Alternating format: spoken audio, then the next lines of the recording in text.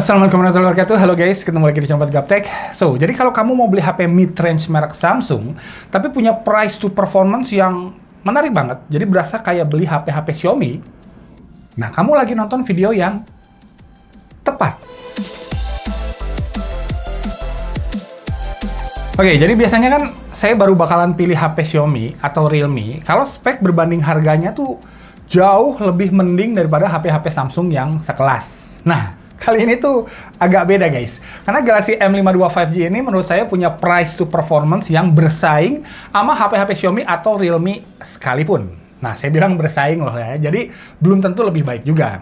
Yang jelas kalau spek berbanding harganya mirip-mirip, nah Samsung Galaxy M52 5G ini udah menang duluan di nama besar Samsungnya dong ya. Tapi sebelumnya, seperti biasa, disclaimer dulu, semua HP yang nongol di video ini tuh saya beli sendiri, jadi bukan barang pembelian atau pinjaman dari pihak manapun. Dan make sure kalian cek juga video-video obat gaptek yang ada tanda apinya guys. Karena itu adalah video-video dari produk yang paling saya rekomendasikan di kelasnya masing-masing. Oke? Balik lagi ke videonya, kita ambil contoh aja dibandingkan Poco X3 GT misalnya, HP Xiaomi favorit saya ya, di harga 4-5 jutaan. Kita buat video versus mini aja dulu sebentar ya, biar poin statement saya tadi tuh yang barusan jelas dan tersampaikan. Oke? Jadi ya, walau Poco X3 GT itu sekarang harganya jadi sangat menarik di 700.000 lebih murah dari Samsung Galaxy M52 5G ini. Terus punya perekaman video 4K yang stabil juga. Kalau di Galaxy M52 ini mah jangan ngerekam 4K lah, gempa banget hasilnya soalnya. Oke guys, ini dia contoh perekaman video antara Poco X3 GT sama Samsung Galaxy M52 5G. Jadi resolusi 4K 30 frame per second. Iya, Xiaomi lebih stabil ya. Si Samsung ini goyang banget 4K-nya. Nah tapi kalau kamu puas dengan resolusi Full HD aja ngerekam videonya, nah stabilisasi di sini udah aman banget. Kurang lebih seperti ini, dan stabilisasinya di resolusi Full HD 30 frame per second kurang lebih seperti ini guys. Sandung. Oke, so bagus kah? Ya mungkin kalau kamu milih Samsung harus puas dengan perekaman video di resolusi Full HD aja. Terus Poco X3 GT juga udah punya speaker stereo yang lebih baik. Di Galaxy M52 5G ini masih mono, walau ini mononya udah kebilang proper lah, nggak cempreng atau pelan gitu, hanya kalah dimensi suara sama detail-detailnya aja.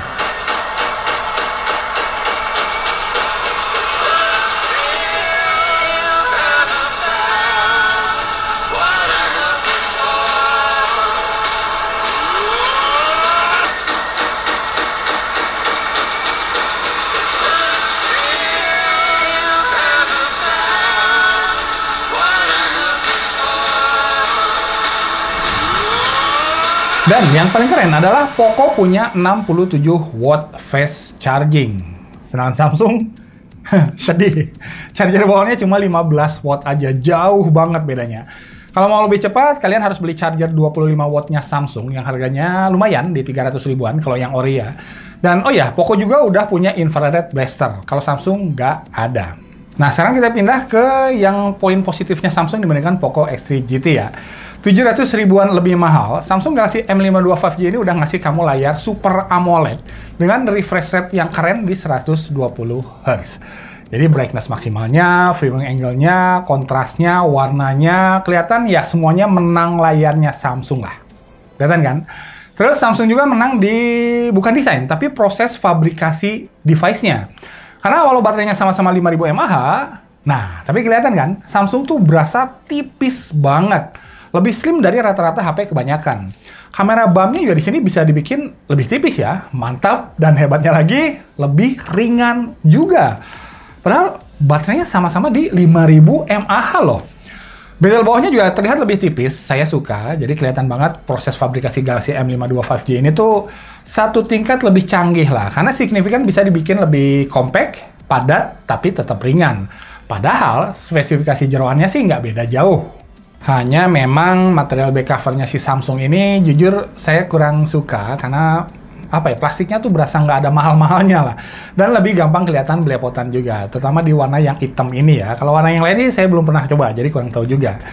So, kalau kalian suka pakai casing lagi sih ini nggak masalah, ya, tapi ya sayang kan, jadi nggak berasa tipis lagi ntar. Kemudian kualitas kamera utamanya sih, menurut saya kualitasnya 11-12 alias sekelas. Ntar kita buktiin di segmen kamera. Tapi yang beda kelas adalah kamera pendampingnya. Jadi kamera wide angle-nya Samsung tuh udah 12 megapiksel, sedangkan Poco masih 8 megapiksel. Kamera makronya Samsung udah 5 megapiksel, Poco tuh seadanya aja, 2 megapiksel aja. Dan kamera selfie Samsung juga sedikit lebih baik menurut saya dibandingkan Poco, 32 megapiksel versus 16 megapiksel di Poco. Kemudian One UI juga buat saya sih masih lebih nyaman dipakainya dibandingkan MIUI, lebih bebas dari iklan juga. Dan terakhir harusnya sih Galaxy M52 5G ini udah support 5G-nya Telkomsel ya, di band N40. Soalnya kalau Poco X3 GT sih belum support 5G-nya Telkomsel. Jadi itu yang harus kalian catat. Loh, kenapa saya bilang harusnya? Karena anehnya, di website resminya Samsung sih nggak ada keterangannya ya, support 5G di band mana aja. Aneh banget. Tapi ya kalau HP Samsung keluaran terbaru yang udah sih, rata-rata ya aman lah, support 5G-nya Telkomsel semua. Rata-rata, tapi semua. Ya, atau kalau kalian ada infonya, boleh banget tambahin masukan dan pencerahannya di kolom komentar ya guys. Ntar saya pin kalau informasinya valid. Terima kasih sebelumnya. So, kalau yang lain-lainnya sih bisa dibilang ya sekelas lah. Tuh kan, di sini Samsung bisa pede dibandingin sama HP Xiaomi, walau ya tetap plus minus sih. Oke, balik lagi ke review Samsung Galaxy M52 5G-nya. Nah, untuk kualitas hasil foto kamera utamanya, kalau sekali lagi kita bandingin sama Poco X3 GT, ya jujur keduanya saya suka banget sama kameranya, terutama yang Poco X3 GT ya, karena ini step up yang cukup signifikan lah dibandingkan HP-HP Xiaomi kebanyakan yang biasanya tuh color science-nya terlalu kontras dan kurang keluar warnanya. Nah, tapi si Poco X3 GT ini beda, warna, kontras, dan ketajamannya tuh bagus dan berimbang banget menurut saya. Walau karakter Samsung sedikit lebih kebiruan, kalau Poco tuh lebih netral. Nah, kemudian di kondisi low light, Poco tuh terlihat lebih tajam ternyata dari Samsung. Walau memang kompensasinya jadi sedikit lebih gelap.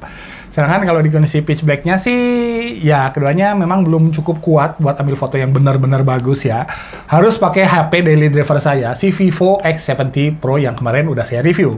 Baru bisa kelihatan jelas gambarnya. 10 jutaan juga sih bang harganya.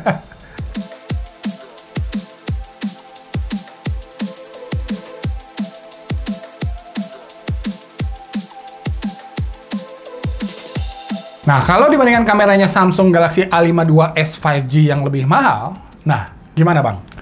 Ternyata, selisih 1 juta lebih mahal si Galaxy A52s 5G itu bukan dipangkas dari hasil foto kameranya, tapi dipangkas dari fitur-fitur lain, kayak yang di A52s 5G itu udah pakai stereo speaker, nah di M52 ini jadi mono speaker aja.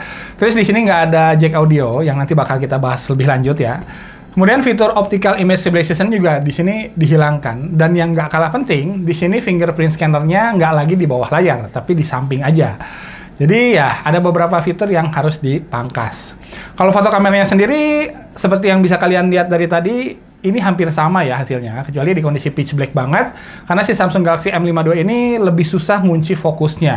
Kalau kondisi pencahayaannya terlalu gelap ini ya ini sih buat catatan aja lah. Dan saya juga punya Realme GT Master Edition nih guys, yang hasil fotonya sedikit lebih kontras dan lebih berwarna.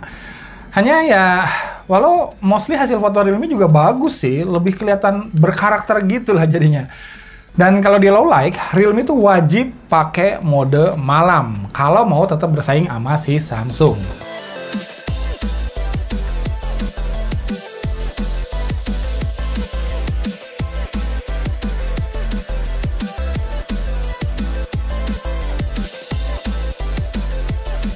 Oke lanjut, kemudian saya suka juga sama performa si Samsung Galaxy M52 5G ini. Tapi sebelumnya saya mau update dulu soal performa Galaxy A52s 5G yang kemarin ya, yang pakai chipset yang sama persis sama HP ini, yaitu Snapdragon 778G. Karena di reviewnya kemarin saya bilang buat main Genshin Impact dengan grafik tertinggi, A52s 5G itu masih kurang nyaman karena grafisnya agak patah-patah lah. Nah ternyata setelah dapat update softwarenya, dan Genshin Impact-nya juga diupdate juga, sekarang signifikan jauh lebih smooth mainnya. Sedangkan di Galaxy M52 5G ini dari awal udah langsung enak, nggak ada masalah di settingan highest ya.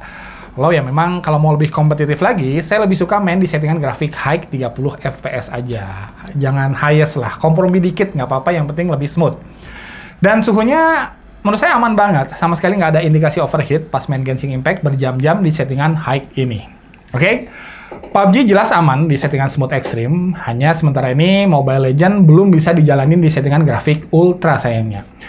RAM-nya 8 GB, bisa ditambahkan 4 GB lagi pakai virtual memory, jadi total 12 GB, luar biasa. Dan SLA-nya di 128 GB aja. Kemudian baterai 5000 mAh-nya juga awet. Saya push rank Mobile Legends sekitar 2 jam, nonton YouTube 2 jam juga. Always on display-nya dinyalain terus, dan refresh rate layarnya disetting ke high atau 120 Hz. HP ini bisa standby 24 jam plus tambahan 5 jam lagi. Luar biasa ya, itu udah ngegame loh. Sebagai tambahan, HP ini juga punya sensor-sensor yang lengkap dan punya near field communication juga. Oke? Sebelum kita lanjut ke kumpulan catatan-catatan saya dari sebuah Samsung Galaxy M52 5G ini, kalau kalian suka videonya so far, boleh dipertimbangkan untuk di-like videonya ya guys, atau syukur-syukur bisa subscribe juga, biar nggak ketinggalan video-video kami selanjutnya. So, catatannya nih, apa aja? Selain yang udah saya sebutin tadi ya, kayak mono speaker, no optical image stabilization, chargingnya yang slow juga tadi, dan no jack audio. Nah ini nih, yang mau saya bahas lebih lanjut. Karena Samsung tuh nggak tanggung jawab, kita nggak dikasih dongle jack 3,5 mm ke USB Type-C-nya di sini. Dan yang lebih parah, saya coba pakai dongle-nya Xiaomi dan dongle-nya Huawei, ternyata nggak cocok. Jadi kalau kamu baru beli HP ini, terus mau langsung dipakai buat main PUBG New State misalnya, ya, mewah lah. Karena nggak bisa dipakai earphone-nya, bos. Kecuali kamu punya earphone yang langsung Type-C, atau beli dongle-nya dulu ke Samsung Official Store-nya. Lebih ribet lah jadinya. Catatan tambahannya, paling di sini SIM tray-nya hybrid, nggak lengkap, dan isi box penjualannya juga di sini minimalis banget. Di sini kita nggak dikasih charging yang cepatnya, terus nggak dikasih casing, nggak dikasih earphone juga, nggak dikasih anti gores layar, dan yaitu nggak dikasih dongle jack audionya.